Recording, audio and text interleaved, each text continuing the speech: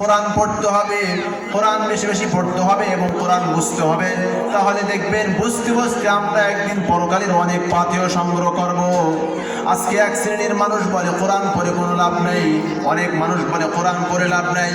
মুহতারাম হাজিরিন, রাসূলুল্লাহ সাল্লাল্লাহু আলাইহি ওয়াসাল্লাম বলেন, হুজুর এসে من قرأ حرفا من كتاب الله فله حسنة والحسنة عشر بأمثالها لا أقول ألف لام ميم حرف بل ألف حرف ولام حرف وميم حرف।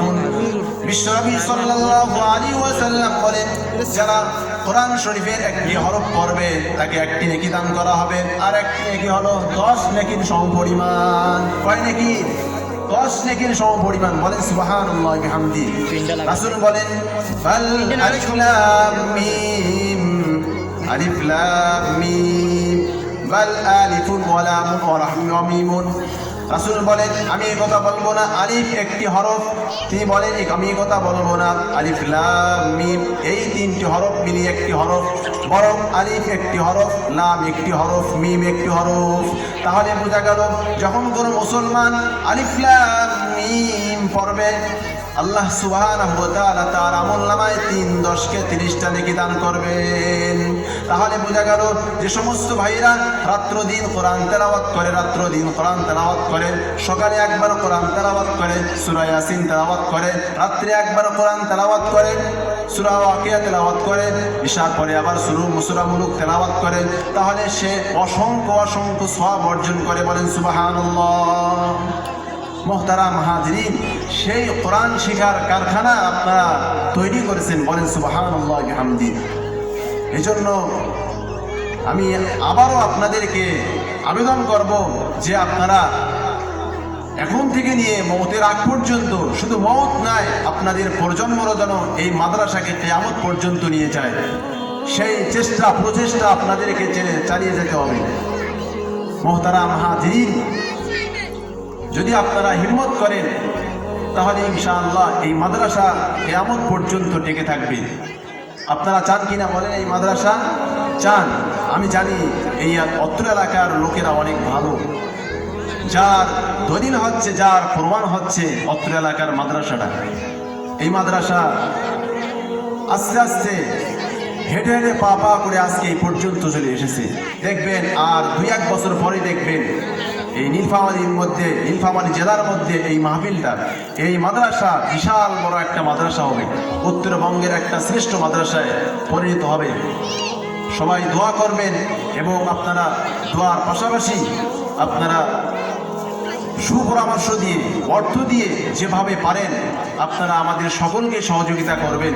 তাহলে দেখবেন এই মাদ্রাসা আস্তে আস্তে ডেভেলপ হতেই থাকবে। মুহতারাম হাজিরিন, কোরআন যেমন একটা গুরুত্বপূর্ণ জিনিস, কোরআন যেমন একটা সম্মানী জিনিস। সম্মানী কিনা বলেন? কোরআন মুসলমানদের কাছে একটা সম্মানী জিনিস, সম্মানের একটা পাত্র। যারা কোরআনকে মহাব্বত করে, কোরআনকে ভালোবাসে, কোরআন যেমন মহামূল্যবান বাণী, কোরআন যেমন দামি, যারা কোরআনকে তেলাওয়াত করে তারাও দামি। বলেন সুবহানাল্লাহি ওয়া বিহামদি। মুহতারাম হাজিরিন, এই কোরআনের সঙ্গে যারাই সম্পর্ক রেখেছে তাদের মূল্য বেড়ে গেছে। আপনারা বলতে পারেন হুজুর কেমনে? হ্যাঁ, আপনারা লক্ষ্য করেন আজ থেকে 1400 বছর পর্যন্ত আপনারা লক্ষ্য করেন কোরআনের সঙ্গে যারাই সম্পর্ক রেখেছে, কোরআনকে মহাব্বত করে, তাদের সম্মান বেড়ে গেছে। প্রমাণস্বরূপ জিবরিল আমিনের সঙ্গে সম্পর্ক হওয়ায় জিবরিল আমিন সমস্ত ফেরেশতাদের সঙ্গে শ্রেষ্ঠত্ব অর্জন করেছেন। ঠিক কিনা বলেন? যত ফেরেশতা আছে সমস্ত ফেরেশতাদের থেকে সম্মানী ফেরেশতা, দামি ফেরেশতা হলো জিবরিল আমিন। এরপরে নবীর সঙ্গে সম্পর্ক হওয়ায় নবী মুহাম্মদুর রাসূলুল্লাহ সাল্লাল্লাহু আলাইহি ওয়াসাল্লাম সমস্ত নবীদের থেকে শ্রেষ্ঠত্ব অর্জন করেছেন। শহরের সঙ্গে সম্পর্ক হওয়ায় সে শহর মক্কা এবং মদিনা সমস্ত শহর থেকে, পৃথিবীতে যত শহর আছেন সমস্ত শহর থেকে শ্রেষ্ঠত্ব অর্জন করেছেন। এরপরে মাসের সঙ্গে সম্পর্ক হওয়ায় সে মাস মাহে রমাদান মাস, 12টি মাস থেকে এই মাসের শ্রেষ্ঠত্ব বেশি। ঠিক কিনা বলেন? এই মাসের শ্রেষ্ঠত্ব বেশি। বলেন সুবহানাল্লাহি ওয়া বিহামদি। কারণ হচ্ছে মাহে রমজান মাসেই অবতীর্ণ হয়েছে মহাগ্রন্থ আল কোরআন। এই কারণে মাহে রমজানের কদর, মাহে রমজানের মূল্যায়ন বেড়ে গেছে। মোহতারাম হাজিরিন, যারা কোরআনের সঙ্গে সম্পর্ক রাখবে, কোরআন তেলাওয়াত করবে, তাদের মর্তবা আল্লাহ সুবহানাহু ওয়া তাআলা বাড়িয়ে দিবেন। এই মর্মে রাসূলুল্লাহ সাল্লাল্লাহু আলাইহি ওয়াসাল্লাম বলেন, ইউকালু লিসাহিবিল কুরআন ইকরা ওয়ারতাকি ওয়ারাত্তিল কামা কুনতা তুরাত্তিলু ফিদ দুনিয়া ফাইন্না মানজিলা ইনদা আয়াতিন তাকরাউহা। বিশ্বনবী সাল্লাল্লাহু আলাইহি ওয়াসাল্লাম বলেন, কিয়ামতের ময়দানে হাফিজ কোরআনদেরকে বলা হবে, ও হাফিজ কোরআন, তুমি আল্লাহর দরবারে কোরআন পড়তে থাকো, তুমি কোরআন পড়তে থাকো আর চলতে থাকো। দুনিয়াতে যেভাবে তুমি কোরআন তেলাওয়াত করতে, তোমার তেলাওয়াত যেখানে শেষ হবে সেখানেই তোমার স্থান। মুহতারাম হাজিরিন, তাহলে আমরা বুঝলাম যারা কোরআন তেলাওয়াত করবে, যারা মাদ্রাসায় সন্তানদেরকে ভর্তি করাবে, যাদের সন্তানরা হাফেজ হবে, কিয়ামতের ময়দানে আপনাদের সন্তানরা একটা একটা আয়াত তেলাওয়াত করবে আর একটা একটা জান্নাতের ওই সমস্ত বিশাল বহুল জান্নাতের মধ্যে, অট্টালিকার মধ্যে চড়তে থাকবে। বলেন সুবহানাল্লাহ। আপনারা চান কিনা বলেন যে আপনাদের সন্তানদেরকে, আপনাদের নাতিদেরকে, আপনাদের প্রজন্মদেরকে কোরআনের শিক্ষা দিতে হবে? কোরআনের শিক্ষা, কারণ হচ্ছে এই শিক্ষার সনদ স্বয়ং আমার আপনাদের নবী বিশ্বনবী মুহাম্মদ সাল্লাল্লাহু আলাইহি ওয়াসাল্লাম দিয়েছেন। যত শিক্ষা আছে সমস্ত শিক্ষার থেকে সবচেয়ে উত্তম এবং শ্রেষ্ঠ শিক্ষা হচ্ছে এই কোরআন ও হাদিসের শিক্ষা। আর এই কোরআন ও হাদিসের শিক্ষা এই মদিনুন্নিসা হাফিজিয়া মাদ্রাসায় দেওয়া হয়। মুহতারাম হাজিরিন, রাসূলুল্লাহ সাল্লাল্লাহু আলাইহি ওয়াসাল্লাম বলেছেন, খায়রুকুম মান তাআল্লামাল কুরআন ওয়া আল্লামা। উত্তম হলো ওই ব্যক্তি যে কোরআন শিক্ষা করে এবং শিক্ষা দেয়। তো আপনারা এমন একটা কারখানা খুলছেন, এমন একটা প্রতিষ্ঠান দিয়েছেন যে প্রতিষ্ঠানের মধ্যে দুনিয়ার কোনো গান বাজনা হয় না, দুনিয়ার কোনো লোক লালসা হয় না, দুনিয়ার কোনো খেলতামাশা হয় না, বরং যে প্রতিষ্ঠানের মধ্যে আল্লাহর নাম এবং আল্লাহর কালামুল্লাহ শরীফকে রাত্রদিন তেলাওয়াত করা হয়। আপনারা যারা প্রতিদিন মাদ্রাসা আসেন, উঠা বসা করেন, আপনারা জানেন ভোর 4টা থেকে শুরু করে রাত 10টা পর্যন্ত এই মাদ্রাসায় রাত্র দিন কোরআন তেলাওয়াত চলতেই থাকে। বলেন সুবহানাল্লাহ। তো এটা একটা আমার আপনাদের জন্য একটা গনিমত। যতদিন পর্যন্ত এই মাদ্রাসা থাকবে ততদিন পর্যন্ত আপনাদের আমলনামায় সব পৌঁছতে থাকবে। মুহতারাম হাজিরিন, উত্তম শিক্ষা, এই শিক্ষা গ্রহণ করা আমার আপনাদের জন্য ফরজ। রাসূল কারীম সাল্লাল্লাহু আলাইহি ওয়াসাল্লাম বলেন, তলাবুল ইলমি ফারিদাতুন আলা কুল্লি মুসলিম ওয়া মুসলিমা। ইলমে দ্বীন অর্জন করা প্রত্যেক মুসলমান নর এবং নারীর জন্য ফরজ। ইলমে দ্বীন শিক্ষা করা প্রত্যেকটা মুসলমানদের জন্য ফরজ। আপনি নামাজ পড়েন, নামাজ পড়তে আপনার সূরা কিরাত লাগবে। আপনারা অনেকে বলেন, হুজুর আমি তো বিরক্ত হয়ে গেছি, আমার দাড়ি তো পেকে গেছে, আমার তো বয়স নাই, আমি তো ঠিক মতো পড়তে পারি না, আমার তো দিন শেষ। এরকম অজুহাত দিয়ে কোনো চলবে না। বরং আপনারা সাহাবায়ে কেরামের দিকে লক্ষ্য করেন। হযরতে ওমর তিনি কোন বয়সে কোরআন শিক্ষা করেছেন? হযরতে আলী রাদিয়াল্লাহু তাআলা আনহু তিনি কোন বয়সে কোরআন শিক্ষা করেছেন? এরপরে হযরতে আব্বাস রাদিয়াল্লাহু তাআলা আনহু তিনি কোন বয়সে কোরআন শিক্ষা করেছেন? হাদিসের মধ্যে আসছে আব্বাস রাদিয়াল্লাহু তাআলা আনহু বৃদ্ধ অবস্থায় কোরআন শিক্ষা করেছেন। বলেন সুবহানাল্লাহ। মুহতারাম হাজিরিন, এই জন্য কোরআন শিক্ষা করার জন্য চেষ্টা করতে হবে। আপনারা যারা কোরআন শিখতে পারেননি, কোরআন শেখার চেষ্টা করবেন এবং আপনাদের সন্তানদেরকে এই অত্র এলাকার মাদ্রাসায় ভর্তি করার জন্য আপনারা চেষ্টা করবেন। মুহতারাম হাজিরিন, কোরআনকে সম্মান করতে হবে, কোরআন তেলাওয়াত করতে হবে। কোরআন পড়লে যেমন সওয়াব হয় কিনা বলেন? কোরআন পড়লে যেমন সওয়াব হয়, ঠিক তদ্রূপ ভাবে কোরআনকে অশুদ্ধ পড়লে গুনাহ হয়। এই মর্মে রাসূলুল্লাহ সাল্লাল্লাহু আলাইহি ওয়াসাল্লাম বলেন, রুব্বা কারিন ইয়াকরাউল কুরআন ওয়াল আনহু। রাসূল বলেন, অনেক তেলাওয়াতকারী আছে, অনেক কোরআন পড়নেওয়ালা আছে, তারা কোরআন পড়ে অথচ কোরআন তাদের জন্য লানত করে। আপনারা কি চান যে কোরআন আপনাদের জন্য লানত করবে, অভিশাপ দিবে? চান? যদি না চান অবশ্যই আজ থেকে আপনারা পাক্কা সাচ্চা ইচ্ছা করেন, ইরাদা করেন, দেখবেন ইনশাআল্লাহ আগামীকাল থেকে আপনি কোরআন পড়তে পারছেন। হিম্মত থাকতে হবে, যদি হিম্মত থাকে, সাহস থাকে, তাহলে দেখবেন ইনশাআল্লাহ আপনিও ওই আমাদের মতো পড়তে পারেন। আলহামদুলিল্লাহ রাব্বিল আলামিন আর রহমানির রহিম সহি শুদ্ধভাবে কোরআন পড়তে পারবেন। এজন্য আমাদের চেষ্টা এবং প্রচেষ্টা চালিয়ে যেতে হবে। মুহতারাম হাজিরিন, কোরআন যদি আপনারা শিক্ষা গ্রহণ না করেন তাহলে দেখবেন আপনাদের নামাজ হবে না। রাত্র দিন যদি 24টা 100টা পর্যন্ত যদি আল্লাহকে সেজদা করেন, সেজদা হবে না। আপনারা বলতে পারেন হুজুর কেমনে হবে না? হ্যাঁ, অবশ্যই নামাজ পড়া যেমন ফরজ, ঠিক তদ্রূপভাবে নামাজের ভিতরে কিরাত পড়া ফরজ। কিরাত যেমন পড়া ফরজ, কোরআন কিরাতকে সহি পড়া তেমনি ভাবে পড়া ফরজ। এখন মুসলমান ভাইরা রে আমার, কোরআনের মধ্যে যদি আপনার তেলাওয়াতের মধ্যে গলত থাকে, ভুল থাকে, তাহলে আপনার নামাজটা সহি হবে না। নামাজ সহি হবে? হবে না। এই জন্য কোরআনের তেলাওয়াত শিখতে হবে, শুদ্ধ তেলাওয়াত শিখতে হবে। শুধু কোনো মতন শিক্ষা করলেই হবে না, বরং সহি শুদ্ধ করে তেলাওয়াত করতে হবে। মুহতারাম হাজিরিন, কোরআন যদি আপনাদের অন্তরে থাকে, এই কোরআন আপনাদের জন্য সুপারিশ করবে। কোরআন যদি না থাকে তাহলে কোরআন আপনাদের জন্য সুপারিশ করবে না। রাসূল করিম সাল্লাল্লাহু আলাইহি ওয়াসাল্লাম বলেন, আমার যে সমস্ত উম্মতের ভিতরে অন্তরের মধ্যে কোরআন নেই, তাদের অন্তরটা হচ্ছে উজার ঘরের মতো। কার ঘরের মতো? উজার ঘরের মতো। অর্থাৎ যে ঘরের মধ্যে, যে বাড়িতে, যে ঘরের মধ্যে মানুষের কোনো বসবাস থাকে না, ওই বাড়িতে ভূত পেতনি জিন্নাতের স্থান হয়, হয় কিনা বলেন? ঠিক তদ্রূপভাবে যে সমস্ত মানুষের অন্তরে কোরআনের জ্ঞান নেই, হাদিসের জ্ঞান নেই, কোরআন পড়তে পারে না, কোরআন জানে না, তাদের অন্তরে শয়তান আশ্রয় নেয়। কে নেয় বলে? শয়তান আশ্রয় নেয়।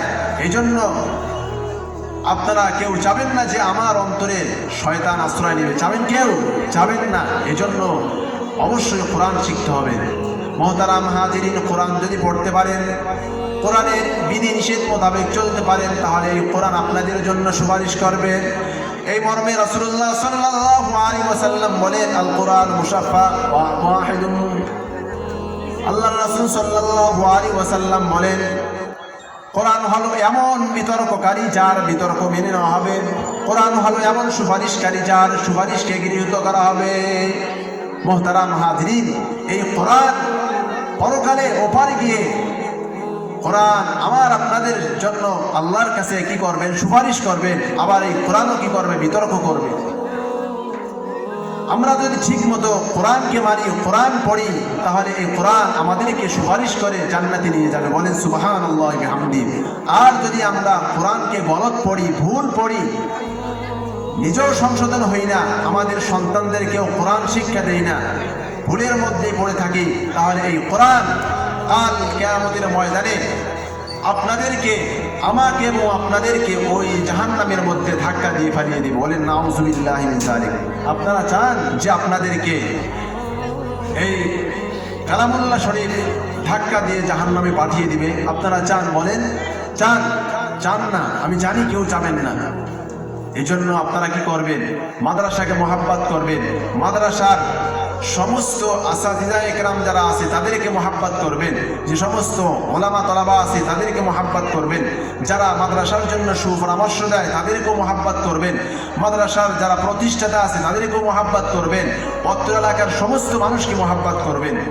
মুহতারাম হাজিরিন, যদি আপনারা মহাব্বত করতে পারেন তাহলে বোঝা যাবে আপনারা প্রকৃত কোরআন ও হাদিসকে মহাব্বত করেন। তাহলে এই কোরআন ও হাদিসকে মহাব্বত করার কারণে কোরআন কাল কিয়ামতের ময়দানে আমাকে ও আপনাদেরকে টেনে টেনে জান্নাতে নিয়ে যাবে। মুহতারাম হাজিরিন, এজন্য আসুন আমরা কোরআন শিক্ষা করব, কোরআন শিক্ষা করব, কোরআন শিখে আমরা কোরআনের বিধি মোতাবেক, কোরআনের হুকুম নির্দেশ মোতাবেক আমরা আমাদের জীবন পরিচালনা করব। মুহতারাম হাজিরিন, জান্নাতে যাওয়ার জন্য আরেকটা শর্ত হচ্ছে হালাল খাওয়া। কি খাওয়া বলেন? কি খাওয়া? হালাল খাওয়া। যখন কোনো আল্লাহর বান্দা হারাম খাবে, ওই হারাম দেহ নিয়ে জান্নাতে প্রবেশ করতে পারবে না। আল্লাহর রাসূল সাল্লাল্লাহু আলাইহি ওয়াসাল্লাম বলেন, যে ব্যক্তি হারাম খায়, হারাম লেনদেন করে, তারা জান্নাতে প্রবেশ করতে পারবে না। আমরা মুসলমানদের ঘরে আমরা জন্ম নিয়েছি, এজন্য সর্বদাই মওতের আগ পর্যন্ত আমাদেরকে সত্যের পথে থাকতে হবে, হালাল খেতে হবে, হালাল লেনদেন করতে হবে। তাহলে দেখবেন আপনারা সহজেই জান্নাতে চলে যাবেন। আর যদি আমাদের ভিতরে হালাল খাওয়া না থাকে, আমরা যদি হারাম ভক্ষণ করি, তাহলে আমরা জান্নাতে যেতে পারবো না, জান্নাতে যেতে পারবো না। এজন্য আল্লাহ সুবহানাহু ওয়া তাআলা বলেন, ইয়া আইয়ুহাল্লাযীনা আমানু কুলু মিন তাইয়্যিবাত, ইয়া আইয়ুহাল্লাযীনা আমানু কুলু মিন তাইয়্যিবাত। ও আমার মুমিন বান্দারা, আল্লাহ তাআলা দুনিয়ার সমস্ত মানুষকে সম্বোধন করেননি। এক আয়াতের মধ্যে আছে আল্লাহ সুবহানাহু ওয়া তাআলা শুধুমাত্র নবী রাসূলদেরকে সম্বোধন করেন, ইয়া আইয়ুহার রাসূলু। আল্লাহ তাআলা রাসূলদেরকে সম্বোধন করে বলেছেন, তোমরা হালাল খাও। আর এক আয়াতের মধ্যে আসছে আল্লাহ সুবহানাহু ওয়া তাআলা মুমিনদেরকে বলেছেন, ও মুমিনরা তোমরা হালাল খাও, হালাল খাও। কারণ হচ্ছে হালাল খাওয়া জান্নাতে যাওয়ার জন্য একটা শর্ত হচ্ছে হালাল খাওয়া, হালাল খাইতে হবে। আমরা যদি হারাম খাই তাহলে আমরা জান্নাতে যেতে পারবো না। মুহতারাম হাজিরিন, হালাল যদি খাইতে পারি তাহলে আমাদের উপকার কি হবে? কি উপকার হবে? আপনি দোয়া করবেন আল্লাহর কাছে, আপনার দোয়া সঙ্গে সঙ্গে দোয়াটা কবুল হয়ে যাবে। আর যদি আপনি হারাম খান, আপনি যদি রাত্র দিন আল্লাহর কাছে সাজদা দেন, তারপরও আপনার দোয়া কবুল হবে না। এমনকি অত্র মাদ্রাসার সমস্ত হুজুরদেরকে বাড়িতে বাসায় দাওয়াত দিয়ে খাওয়ান, তারপরও আপনাদের দোয়া কবুল হবে না। এমনকি বাইতুল্লাহ শরীফের ইমাম সাহেবের মাধ্যমে যদি আপনারা দোয়া করিয়ে নেন, তারপরও আপনাদের দোয়া কবুল হবে না। কারণ আপনার মাঝে এমন একটা জিনিস আছে, যে জিনিসটা আল্লাহ তাআলা নিষিদ্ধ করে দিয়েছেন, সেটা হলো হারাম। মুহতারাম হাজিরিন, হালাল খাওয়ার মধ্যে কি বরকত, হালাল খাওয়ার মধ্যে কি বরকত। আফগানিস্তানের বাদশাহ দোস্ত মোহাম্মদ আমির খানের ছোট্ট একটি ঘটনা আমি আপনাদের খেদমতে পেশ করব। দোস্ত মোহাম্মদ আমির খান, তিনি তার সন্তান যুবরাজের নেতৃত্বে শত্রু মোকাবেলা করার জন্য সীমান্ত অঞ্চলে তার সন্তানকে পাঠিয়ে দিলেন। কিছুদিন পরে সংবাদ এলো, সীমান্ত অঞ্চলে তুমুল যুদ্ধ হয়েছে, যুবরাজের বাহিনী যুদ্ধের মধ্যে পরাজয় বরণ করেছে, যুবরাজ যুদ্ধের ময়দান থেকে পলায়ন করেছে। এই সংবাদ যখন দোস্ত মোহাম্মদ আমির খানের কাছে চলে আসলো, দোস্ত মোহাম্মদ আমির খানের মাথা হেট হয়ে গেল। কি হল সর্বনাশ, কি হল সর্বনাশ, মাথা হেট হয়ে গেল। তিনি আস্তে আস্তে করে পার্লামেন্ট থেকে বের হয়ে হেঁটে হেঁটে বাড়ির দিকে চললেন। বাড়িতে যাওয়ার পরে আস্তে আস্তে লক করলেন। ভিতর থেকে বলল, কে? তিনি বললেন, দোস্ত মোহাম্মদ আমির খান আমি। মোহতারাম হাজিরিন, এরপরে স্ত্রী সাহেবা ভিতর থেকে এসে আস্তে করে গেটটা খুললেন। গেট খোলার সাথে সাথে দোস্ত মোহাম্মদ আমির খান তার স্ত্রীকে বলতে লাগলো, সর্বনাশ, সর্বনাশ, আজকে তোমার সন্তানকে যদি না পাঠিয়ে অন্য কোনো সন্তানকে পাঠিয়ে দিতাম, অন্য কোনো মানুষকে যদি কমান্ডার বানিয়ে পাঠিয়ে দিতাম, তাহলে আজকে আমাকে পরাজয় বরণ করতে হতো না।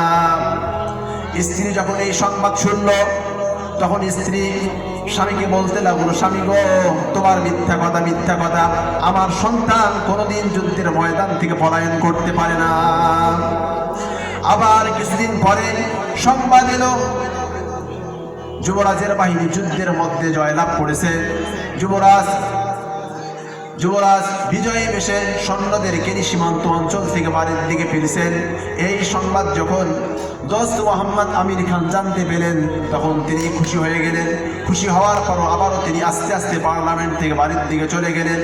বাড়িতে গিয়ে বলল, স্ত্রী গো, আমি জানতে চাই, আমি যখন তোমাকে বললাম তোমার সন্তান যুদ্ধের ময়দান থেকে পলায়ন করেছে, তোমার সন্তানের বাহিনীরা যুদ্ধের ময়দানে হেরে গেছে, সে সময় তুমি আমার এই সমস্ত কথাগুলো প্রত্যাখ্যান করলে। সিআইডি রিপোর্ট দিছে, সব দিক থেকে খবর আসতেছে তোমার সন্তান যুদ্ধের মধ্যে পরাজয় বরণ করেছে। এই সমস্ত রিপোর্টগুলো তুমি কিভাবে প্রত্যাখ্যান করেছো?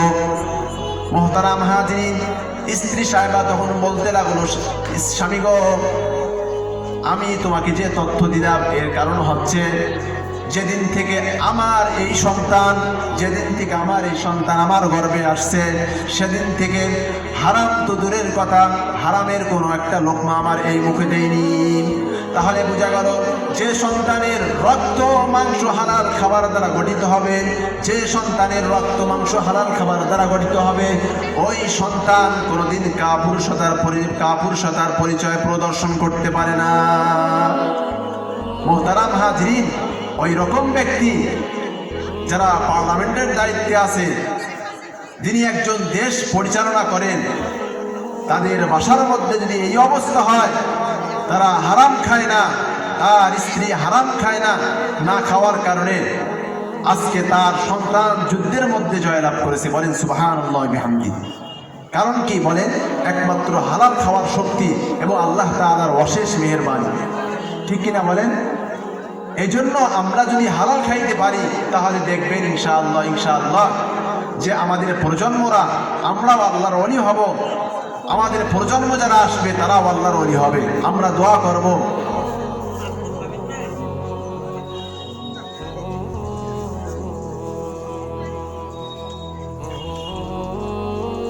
মহিলা মা বোনদের দৃষ্টি আকর্ষণ করে বলছি,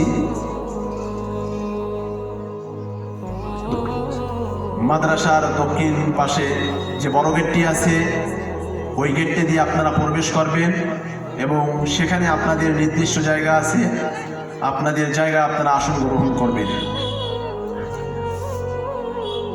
মোহতারাম হাজিরিন, তাহলে বুঝতে পেলাম মানুষ যখন হালাল খাবে তখন হালাল খাওয়ার কারণে তার দোয়া কবুল হবে কিনা বলেন? দোয়া কবুল হবে। তারা যদি এরকম অবস্থা হয় পার্লামেন্টে থাকার পরও তারা হারাম খায় না, হালাল খায়, তাদের সন্তান যুদ্ধের মধ্যে জয়লাভ করে, আজকে আমরা তাদের থেকে অনেক বেঁচে আছি কিনা বলেন? আমাদের জন্য হালাল খাওয়ারও সহজ। আপনারা কি বলেন? আমাদের জন্য হালাল খাওয়াটা খুবই সহজ। তো মোহতারাম হাজরিন, আমরা যদি হালাল খাইতে পারি তাহলে দেখবেন আমাদের দোয়া কবুল হবে। আজকে অনেক মানুষ বলে হুজুর একটু দোয়া করবেন, হুজুর একটু দোয়া করেন, আমার পরিবারে অনেক সমস্যা, হুজুর একটু দোয়া করেন, ক্ষেত খামারের সমস্যা, হুজুর একটু দোয়া করেন, সন্তান কথা শুনতেছে না, হুজুর একটু দোয়া করেন, আমার মেয়েটার বিয়ে হচ্ছে না। এরকম বলে কিনা বলেন? এরকম অনেকে আসে, হুজুর একটু দোয়া করেন, হুজুর একটু দোয়া করেন, আমার স্ত্রী সাহেব আমার কথা শুনছে না। কেন বলতেছে? এর দুইটা কারণ আমি বের করছি। প্রথম নাম্বার হচ্ছে আমরা আল্লাহর হুকুমকে অমান্য করি। কার হুকুমকে? আল্লাহর হুকুমকে আমরা অমান্য করি। আল্লাহর হুকুমকে, আমার যিনি মালিক, আমার মালিকের হুকুমকে অমান্য করার কারণে আমার স্ত্রী আমার অধীনে নেই, আমার সন্তান, আমার কন্যা আমার অধীনে নেই, ঠিক কিনা বলেন? আমার মহান মালিক, আমার স্রষ্টা, আমার প্রভু, আমরা তার অধীনে নেই, আমরা তার কথা মতো চলছি না, তার কথা মতো আমরা চলাফেরা করি না, উঠা বসা করি না, তার বিধান আমরা মেনে নেই না। যার কারণে আজকে আমাদের সন্তানরা, আমাদের স্ত্রী পুত্র আমাদের কথা শোনে না। মোহতারাম হাজিরিন, আরেকটা কারণ হলো আমরা হারাম খাই। হারাম খাওয়ার কারণে আজকে আমাদের সন্তানরা কথা শোনে না। হারামের একটা প্রতিক্রিয়া আছে, বিষের যেমন একটা প্রতিক্রিয়া আছে। বিষ খাইলে মানুষ নষ্ট হয়ে যায়, মানুষের দেহটা আস্তে আস্তে নষ্ট হয়ে যায়। ঠিক তদ্রূপভাবে মানুষ যখন হারাম খায়, হারাম খাইতে খাইতে দেখবেন ওই মানুষটার ফলকটা নষ্ট হয়ে যায়। তাকে আর নামাজ ভালো লাগে না, কোরআনের তেলাওয়াত ভালো লাগে না, মাদ্রাসা ভালো লাগে না, মসজিদ ভালো লাগে না, ভালো কথা তাকে ভালো লাগে না। তখন সে অসৎ কাজগুলো গ্রহণ করে। আর যেই মানুষটা হালাল খায়, হালাল খাওয়ার চেষ্টা করে, দেখবেন ওই মাদ্রাসা, তখন দেখবেন ওই ব্যক্তি সে মাদ্রাসাকে মহাব্বত করে। যারা মাদ্রাসায় লেখাপড়া করছে তাদেরকেও মহাব্বত করে। মাদ্রাসার সমস্ত ওলামা তলাবা এবং মাদ্রাসার সমস্ত যারা মাদ্রাসাকে মহাব্বত করে তাদেরকেও তারা মহাব্বত করে। কেন? ওই ব্যক্তি হালাল খাচ্ছে। মোহতারাম হাজিরিন, সমস্ত জিনিসের একটা প্রতিক্রিয়া আছে। এজন্য আমাদের চলাফেরার মধ্যে হালাল খেতে হবে। আমরা আজকের থেকে নিয়ত করে নেব, আমি জানি আপনারা সকলেই হালাল খান, আজ থেকে আরো নিয়ত করবেন, যতদিন পর্যন্ত বেঁচে থাকবো, আমার প্রজন্ম যতদিন পর্যন্ত থাকবে, আমি ওসিয়াত করে যাব, বাবা যতদিন পর্যন্ত তুমি থাকবা সত্যের পক্ষে থাকবা এবং এক আল্লাহকে মেনে চলবা, আমাদের রসুল মুহাম্মদ বিশ্বনবী সাল্লাল্লাহু আলাইহি ওয়াসাল্লামকে মেনে নিবা। এরকম যদি আমরা ওসিয়াত করতে পারি, তাহলে দেখবেন আপনাদের কবরে এই সমস্ত ওসিয়াত করার যে সবগুলো, সেই সবগুলো আপনাদের আমলনামায় পৌঁছে যাবে। বলেন সুবহানাল্লাহি বিহামদি। আজকে মৌতের সময় আমরা আমাদের সন্তানদের ওয়ারিশ করি, বাবা অমুক জায়গা আছে, যদি পারো একটা বিল্ডিং করবা, বাবা অমুক জায়গা তোমার জন্য কি আছে, অমুক ব্যাংকে অত টাকা আছে, যদি পারো তুমি এগুলো কাজে লাগাবা।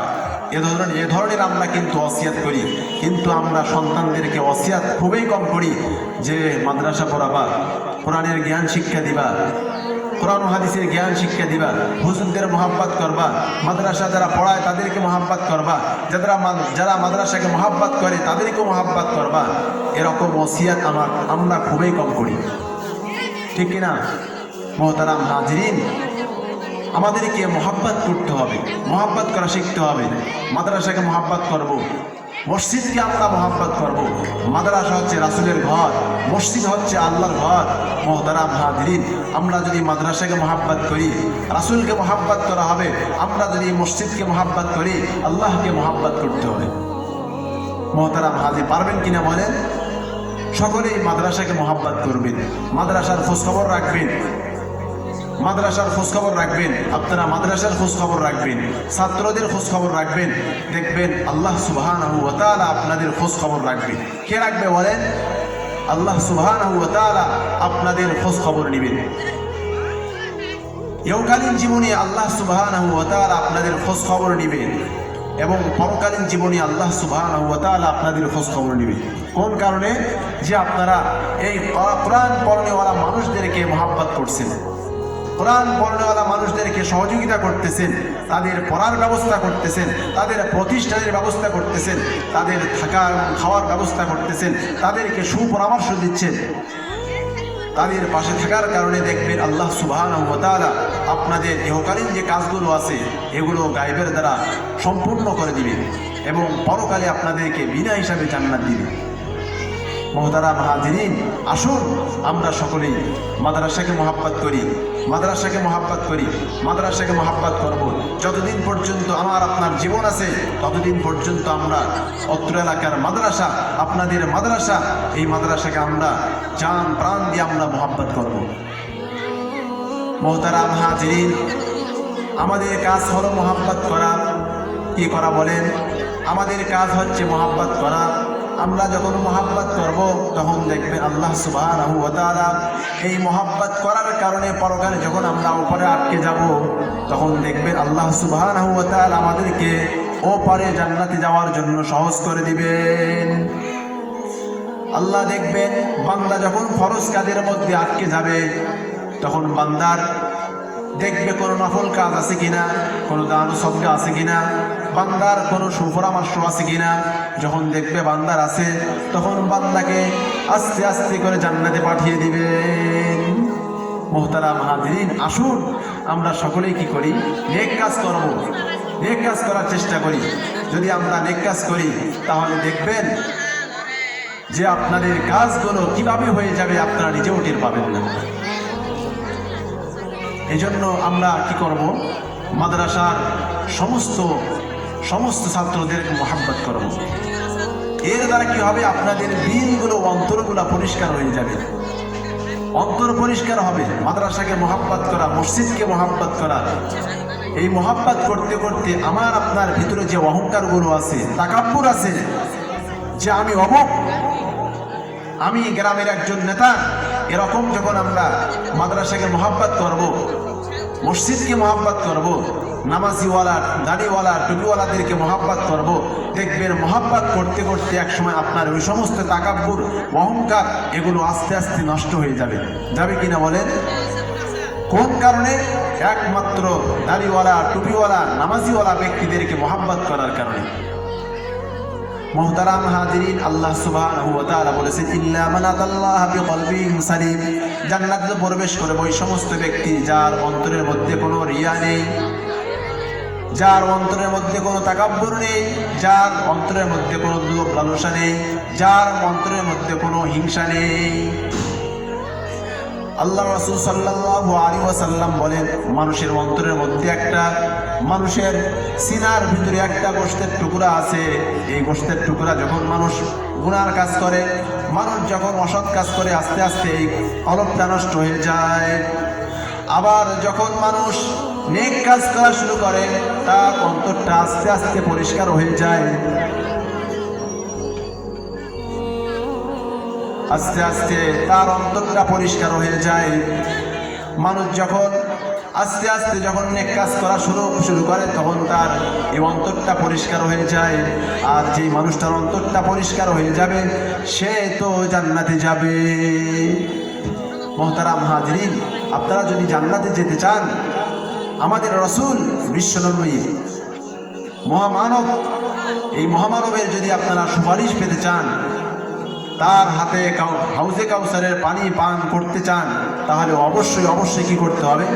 গুনাহমুক্ত জীবন তৈরি করতে হবে। কি মুক্ত? গুনাহমুক্ত জীবন তৈরি করতে হবে। তাহলে দেখবেন আল্লাহর রাসূল সাল্লাল্লাহু আলাইহি ওয়াসাল্লাম কিয়ামতের ময়দানে আমার আপনাদের জন্য সুপারিশ করবেন এবং হাউজে কাউসারের পানি পান করাবেন।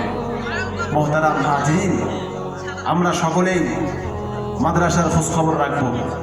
তাহলে দেখবেন আস্তে আস্তে আপনাদের দিনগুলো পরিবর্তন হবে, দিনগুলো পরিবর্তন হবে। দিনের মধ্যে যে গুনাহগুলো আছে, যে ময়লাগুলো আছে, মাদ্রাসাকে মহাব্বত করার কারণে, হুজুরদের মহাব্বত করার কারণে, মাদ্রাসার খোঁজ খবর করার কারণে আস্তে আস্তে দেখবেন আপনার দিনের পরিবর্তন হয়ে যাচ্ছে। আস্তে আস্তে আপনাদের দিনগুলো পরিষ্কার হয়ে যাবে। আল্লাহ সুবহানাহু ওয়া তাআলা আপনাদের সকলকেই আপনাদের অত্র এলাকার এই মাদ্রাসাকে জান প্রাণ দিয়ে মহাব্বত করার তৌফিক দান করেন। এই বলে আমি শেষ করছি। ওয়া আখিরু দাওয়ানা আনিল হামদুলিল্লাহি রাব্বিল আলামিন।